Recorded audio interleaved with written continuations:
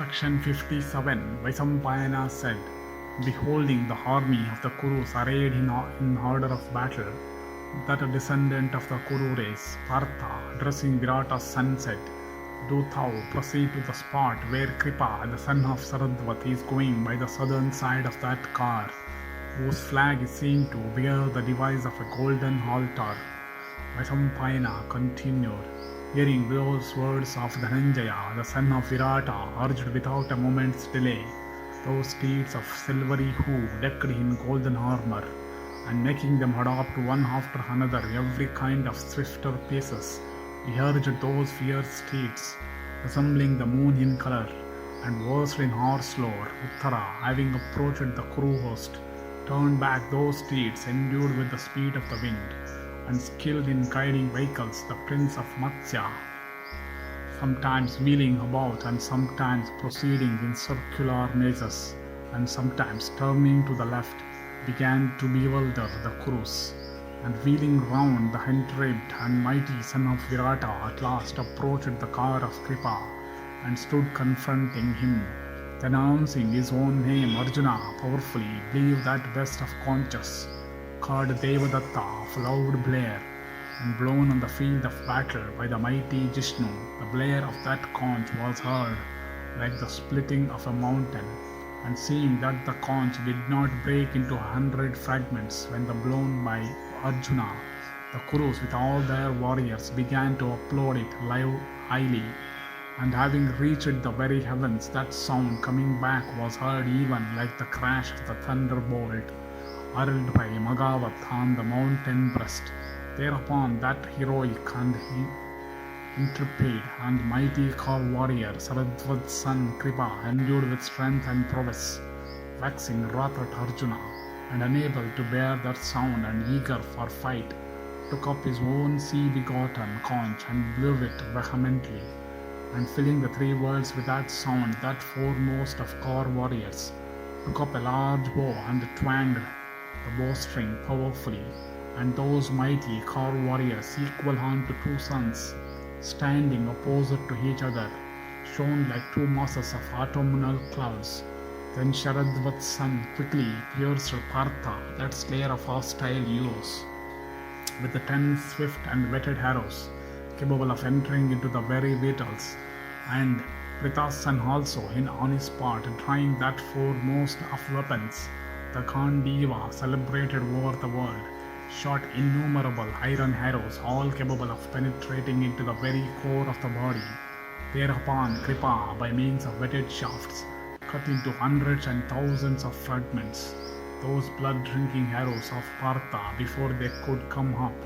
Then that mighty car warrior Partha, also in wrath, displaying various maneuvers, covered all sides with a shower of arrows, and covering the entire welkin with his shafts. That mighty warrior of immeasurable soul,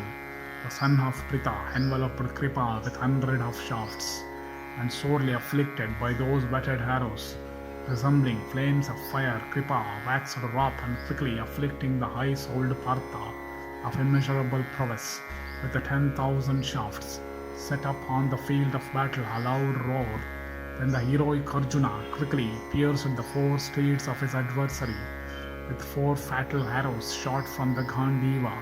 sharp and straight and furnished with golden wings, and pierced by means of those whetted arrows, resembling flames of fire. Those steeds suddenly reared themselves, and in consequence Kripa reeled off his place, and seeing Gautama thrown off his place, the slayer of hostile heroes, the descendant of the Kuru race, out of regard for his opponent's dignity, ceased to discharge his shafts at him. Then regaining his proper place, Gautama quickly pierced Savyasachin with 10 arrows, furnished with feathers of the Kanka bird. Then with a crescent-shaped arrow of keen edge,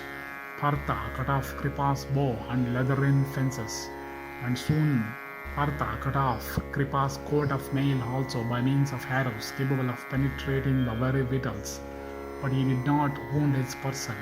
and devastated of his coat of mail, his body resembled that of a serpent, which hath in season cast off its slough, And as soon as his bow had been cut off by Partha, Gautama took up another and stringed it in a trice. And strange to say, that bow of him was also cut off by Kunti's son by means of straight shafts. And in this way that slayer of hostile heroes, the son of Pandu, cut off other bows as soon as they were taken up, one after another by Saradwat's son. And when all his bows were thus cut off, that mighty hero hurled from his car at Pandu's son a javelin like unto the blazing thunderbolt. Thereupon, as the gold-decked javelin came whizzing through the air with the flash of a meteor, Arjuna cut it off by means of 10 arrows. And beholding his dart thus cut off by the intelligent Arjuna,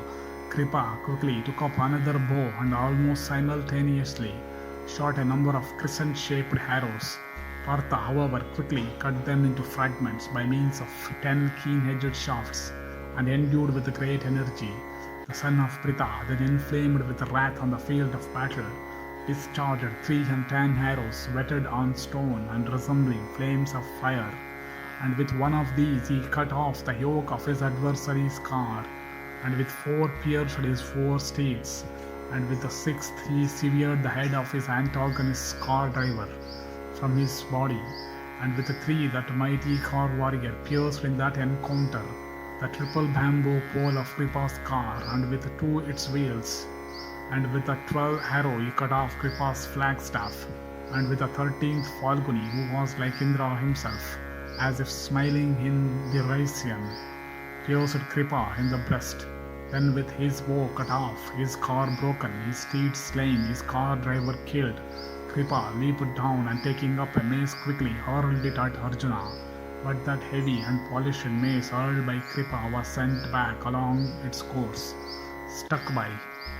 means of Arjuna's arrows. And then the warriors of Kripa's division, desirous of rescuing wrathful son of Saradwat,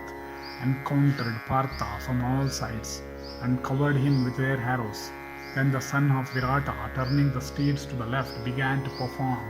circuitous evolution called Yamaka, and thus withstood all those warriors and those illustrious bulls among men, taking Kripa with them who had been deprived of his car, led him away from the vicinity of Dhananjaya, the son of Kunti. Thus ends the 57th section in the Go-harana Parva of the Virata Parva.